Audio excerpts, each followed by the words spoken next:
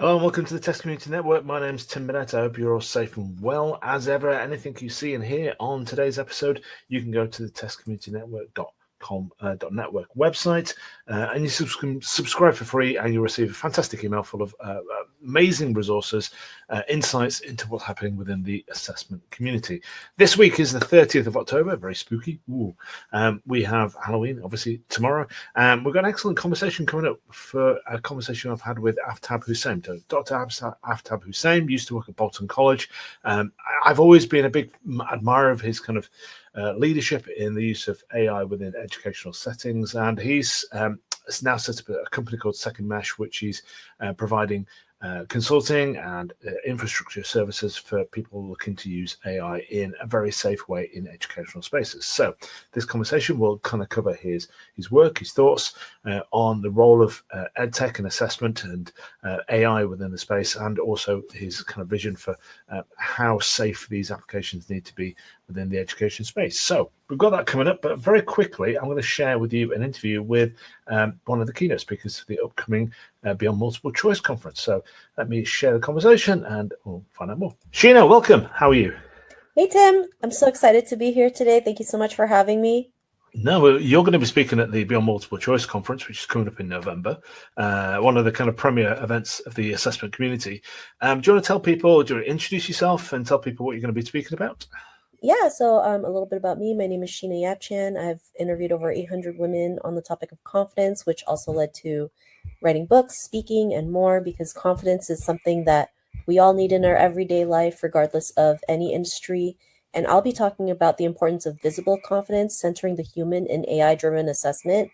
So I'm super excited about that. You know, AI is a great new technology that it is important to embrace, but people don't realize AI is a tool, and it's up to us to utilize that tool to create amazing results, and also the importance of being visible in the industry so you can be seen as a leader. Because sometimes we do the work and we think our work speaks for itself, and unfortunately it doesn't. So we really have to have the confidence to show up, to speak up, to share our achievements, to showcase our talents and skills so that you can be seen as that expert, that leader, that go-to person.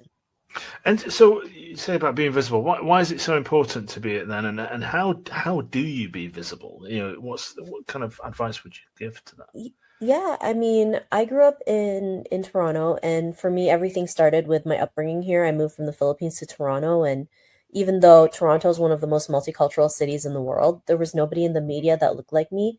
So I always felt ashamed of who I was, my culture. I wanted to look a certain way to feel accepted. And sometimes we feel like being different, is what hinders us, when really being different is what helps us be seen. And it's important to show up, especially being a woman. You know, there's still a lot of biases we go through, and there's a report from the World Economic Forum that mentioned gender parity, like total gender parity, would be achieved at the earliest in the year 2158.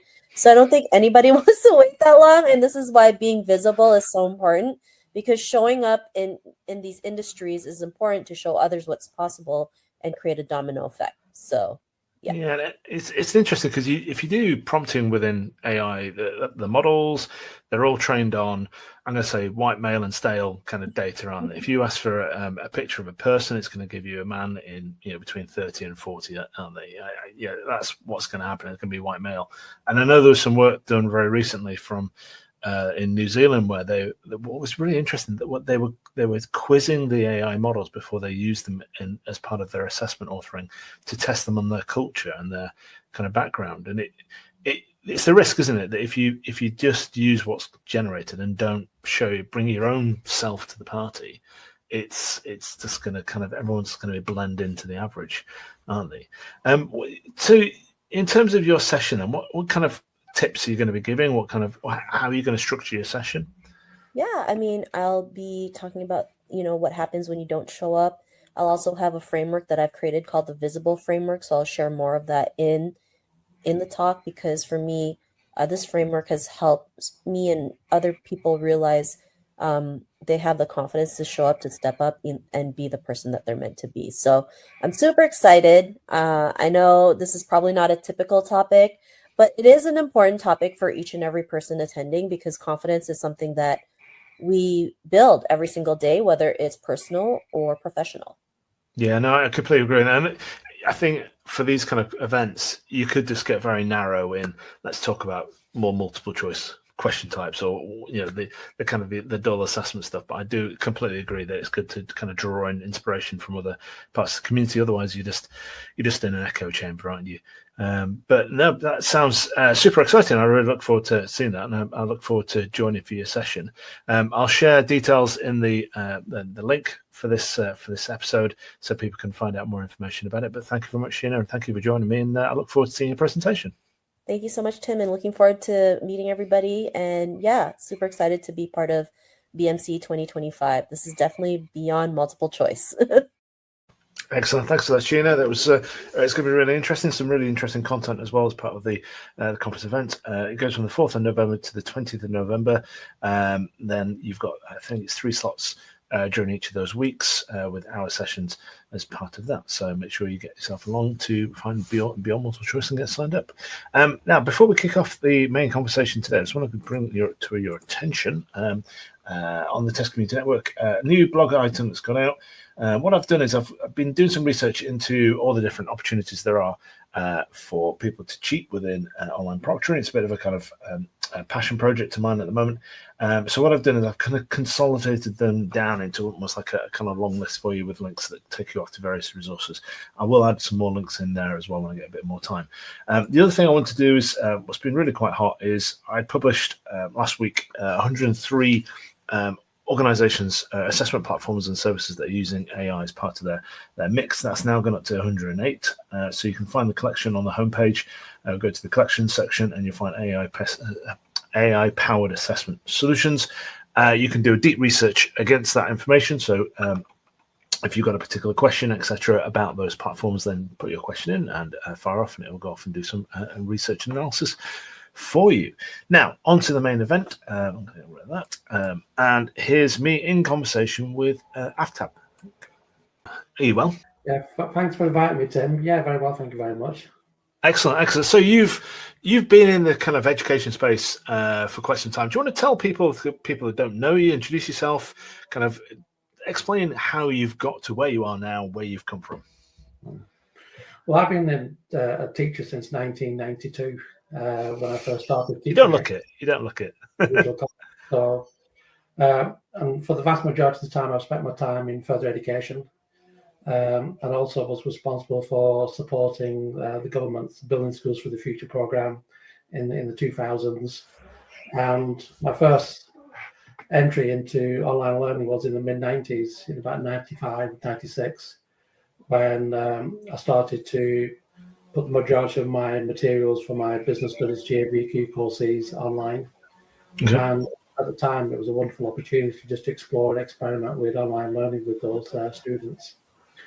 And but over the last 10 or so years, I had a wonderful opportunity at Bolton College to experiment and do a bit of research on AI and how it supports students and teachers. So that period of time was a wonderful experience for me, and I learned a lot through that. And I even got my doctorate last year as a result of all that research that I did. So I look back on that period. That's my background, really. Yeah, it's quite an opportunity, really, because not many colleges kind of would have kind of supported that kind of activity, and you did some really groundbreaking stuff. I don't think there's any other college that did some of the work that you were working on chatbots and things.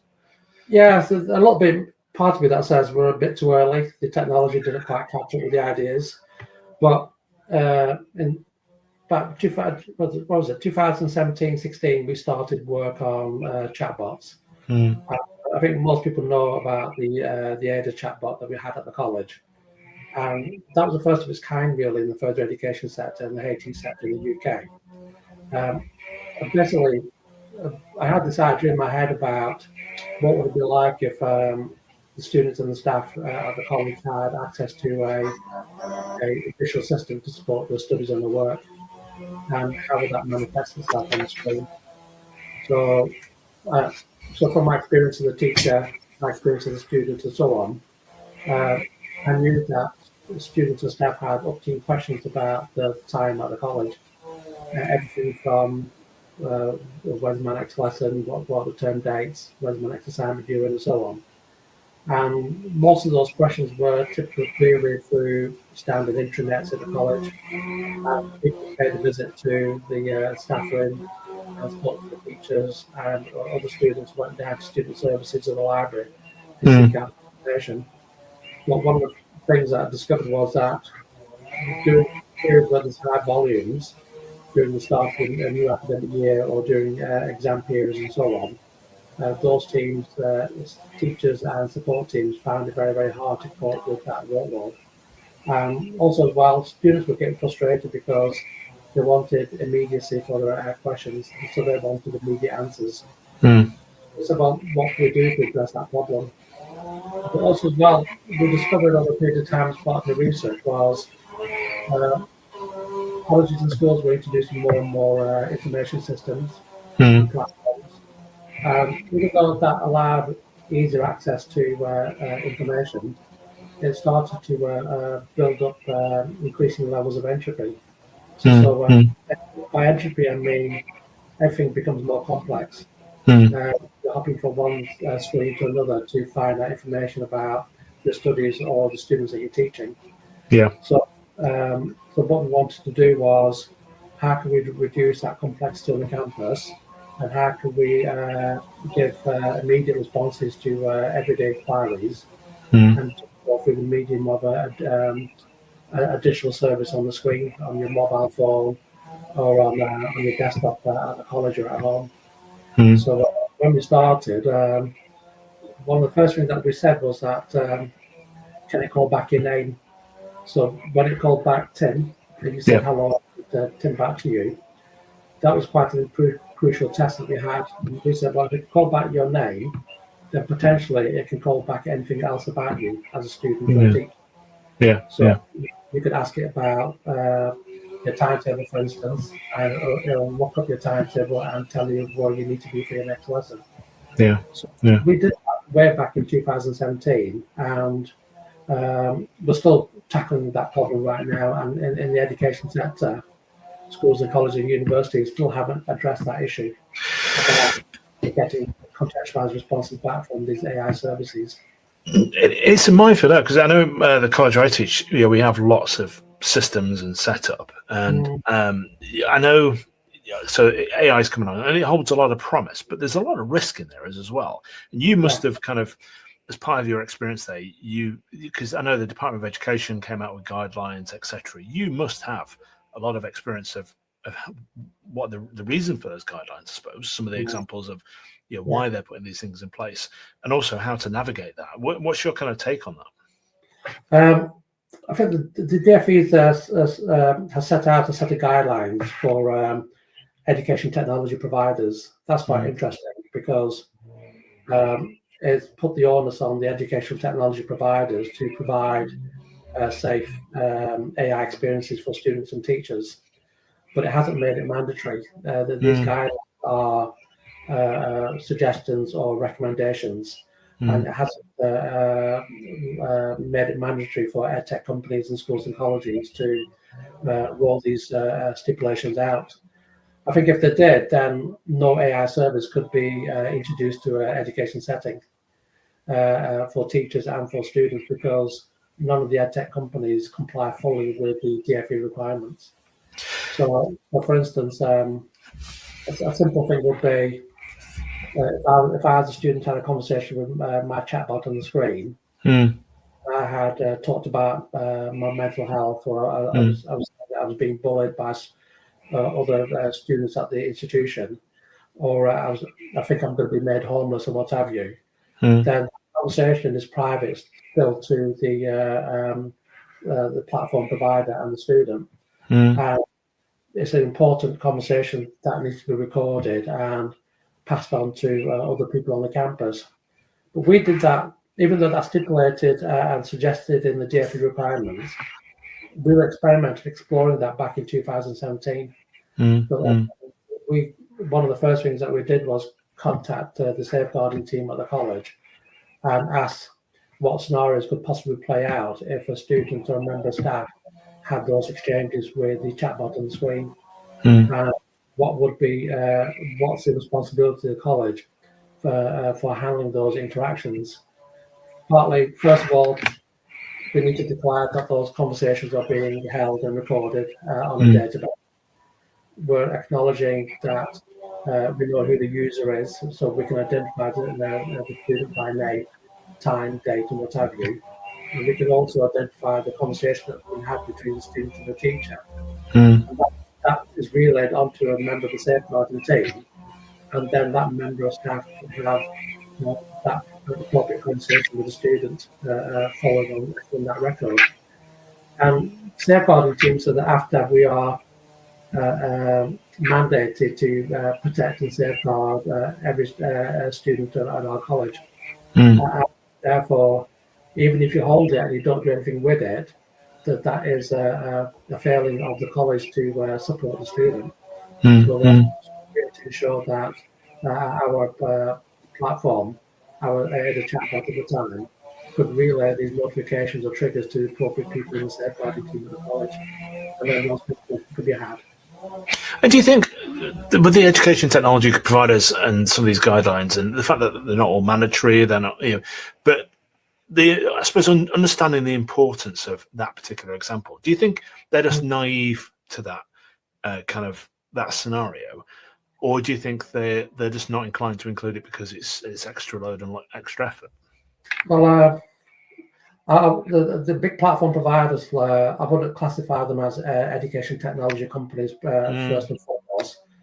They are for-profit companies, enterprises, and the main market is the private sector, individual consumers, and their product and services aren't always tailored for schools, colleges, and universities from the outset. So as a result of that, things are always missing from the platforms that they sell to these institutions. So if it was a primary goal or need for these platform providers, safeguarding will be built in from get-go. They're saying, so a lot of these elements are missing, and companies like Second Mesh and others have to start to build those components into these platforms. But I went to a conference at 2018, and one of the higher education members of the audience said that you're breaking the privacy between the student and the teacher, between the chatbot. So I said, well, but however, we've seen time and time again conversation between students and users. Chatbots and users that haven't ended well at all. Deliberately from day one that those conversations would be recorded and were necessary to be passed on to other people to act upon. It's an important issue, isn't it? Because I know OpenAI, the makers of ChatGPT, have done research, haven't they, into some of the mental health conversations that are going on within their organization, and they reported on it was something like 0.1 or something, or 0.1% of the conversation. But based on the number of users, that's 1 million people. And I was at a conference the other day, and someone, the speaker said, "So what are you all using ChatGPT for?" And one of the delegates said, "It's my therapist." And so people are having those. They are building relationships with these things, aren't they? They're having very in-depth conversations. And I know from my kind of safeguarding college training stuff, if the college is aware of those conversations, they need to act on them. They need to report them. There's a process, isn't there? So this stuff is important. So what in terms of Second Mesh, what are you trying to change about all this? What's your plan and approach, and what is Second Mesh going to do about it? Well, as a newly established company, we've got two branches really.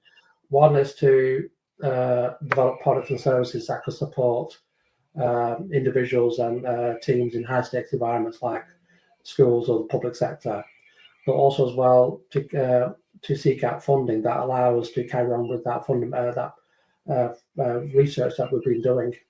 So we want to present wonderful services to the end user, to education institutions, but also at the same time we want to carry on with that applied research in the use of AI to support teaching and learning and assessment and everything else on the student life cycle. So we're not a product-focused company at heart.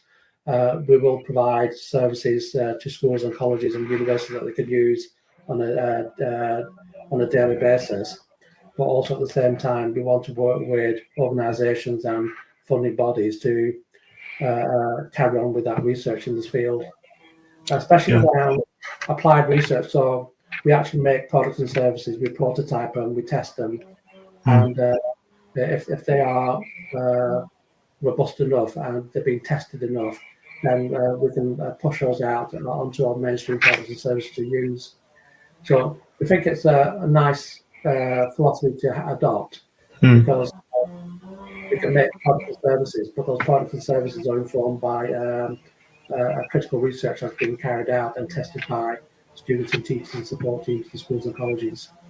And they're designed for educational institutions, aren't they? So, like you said, all these kind of for-profit companies out there, they've got multiple different customers, and they might be working in sensitive industries like fintech or insurance and things like that, where they're handling lots of personal data, but they're not necessarily dedicated to the education space. And you're providing models that kind of private service models, aren't you, that people could use in their products and be able to chat with? What kind of are they open source models? Or, what's that kind of like? Open source is a term that's sometimes not used correctly. We use open weighting models that are freely available under license to from the larger platform language model providers. So, for example, Meta with the Llama models and others, you can freely download those under certain licensing conditions, and they tend to be smaller in size. And you can host them on your own private servers. Individuals put them onto their computers at home or at work, but they can't scale beyond that individual user on that device. So what we're experimenting with is, can you put a local language model, which is smaller than the much larger ones like GPT-5 and so on, but can you deploy those so that multiple users on the campus can use those? And one of the nice things about it is that it's affordable and sustainable in the long run, because institutions aren't paying any token charges. And also as well, it maintains a high degree of governance and privacy over the platforms themselves. So that governance means that you can actually tailor to the smallest level the behavior of these models and what these models can or can't support. And one of the nice things about it is that you can suddenly start to use these chatbots or generative AI services with a high degree of context. I call it hyper-contextualization. But basically, it's got the complete data set around individuals or groups of students on the campus. So you can ask the chatbot for the deadline for your next assignment, but the digital system could potentially also say, we know that you're going to university and your grade profile is a bit lower than your target grade. Therefore, on your next assignment, you need to increase you need to aim for such and such a grade in order to maintain your grade average to get to uni. But also at the same time, the digital system could refer that student to a member of the academic support team or the careers team and say, what additional support or guidance does that student need to meet his or her goal of getting to uni? So we're presenting a lot of information to the digital system so that they can so that service can behave contextually for that student and for the support team around that student. And that's a small example, but right now I wouldn't dare present all that information to a third party for profit chatbot platform provider. So if we're going to go down hyper contextualization, we need to make sure that we've got complete governance and control and oversight of service in our schools and colleges and unis. I think the analogy, the way I kind of look at it is, yes, using an API with one of the large organizations, and they have contractual terms, don't they, in there, that's saying they're not necessarily going to share that information. However, it's like telling a mate a secret, and at some point that secret in their head might get blurted out, and there's no way of you kind of tracing and tracking that. And I think the other thing that I've always admired you for, particularly because you've always been kind of focused on this idea of educational technology products within actual, is the fact that you've gained that experience from building. You're not someone who just talks about them or anything like that. You're someone who actually has hands-on experience this, so you know the capabilities and you also know the risks in there as well. So I think you are certainly a person to watch in this area, Aftab. I'd like to say that. Well, so how can people find out more information about the work that you do? Go to Second Mesh. Do you want to tell us about that? Secondmesh.com. They can go to LinkedIn. I post regularly about our work. Yeah. As part of our philosophy, we put I post articles quite regularly about our work, just to raise attention about the research that we're doing, and just to raise awareness about our work as well. Because one of the jobs, as part of my research over the last 5-6 years or so, one of the things I've learned that people appreciated the fact that you're not being followed and you're being quite open about the research that you're undertaking, and you're definitely showing to your peers in the sector what's possible. So that remains a core philosophy of Second Mesh. No, that's excellent. So, definitely, people should follow you. People should keep track of what's happening with Second Mesh. Thank you very much for joining me today. I hope you found the conversation useful. I hope the audience did as well. I'm sure they did. And it's certainly worth. One thing is the EdTech guidelines from the DfE. It's not just for the UK. I think, like with any of these kind of regulations, documents, and things like that come out, I do think that a lot of the US-based organisations should be listening. Because these are. I know they're not quite gold standard because they're kind of recommendations, and we don't quite want to get into the EU kind of mess, but they're definitely things that people should have on their radar, aren't they, when they're coming up with these technology? Yeah. I think the core thing is education leaders want oversight and control and governance over the services. Yeah. At the present time, they have virtually zero control over these platforms. The education sector needs to address that and enable educational leaders, teachers to be a better place to manage these services locally at their institutions. Yeah, definitely. I think before it was when you were dealing with an EdTech solution, you were talking to a server, weren't you? But now we've got AI involved as on third-party providers. You're not just talking to that server; you're talking globally, aren't you? So that's where you need to be careful. Well, thank you very much, Aftab. I really appreciate that, and good luck with your work. And keep us posted how you get on. Thank you, Tim. Excellent. Thank you very much for that. I'll just move that to the stage. So sorry about the audio in that one. I didn't quite realise it was quite that bad. There's been someone cutting stuff outside. It's been getting very irritating. It seems to crop up anytime. But hopefully that didn't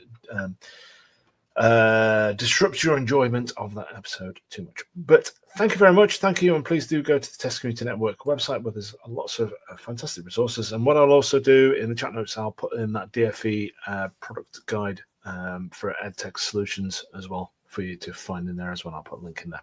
You take care and I'll speak to you soon. Bye-bye.